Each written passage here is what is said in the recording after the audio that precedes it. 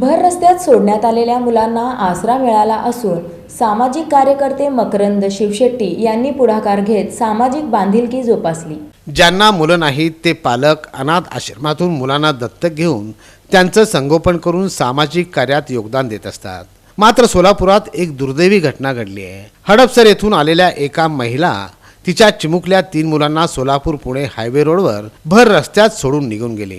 यावेळी मकरंद शिवशेट्टी यांच्या ते निदर्शनास पडलं। शिवशेट्टी यांनी त्या मुलांची चौकशी केली असता आमची आई आम्हाला भर रस्त्यात सोडून गेल्याचं त्या लहान मुलांनी सांगितलं।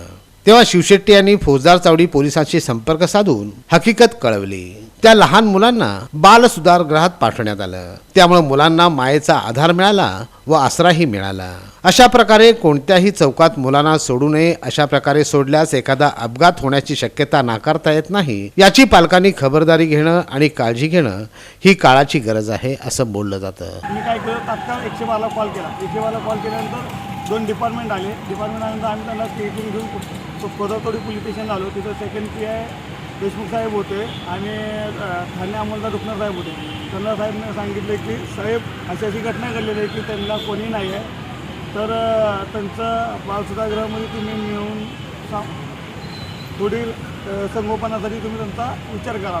सर म्हणजे ठीक आहे, चालतं आहे। तर असे काही गोष्टी होत असतात।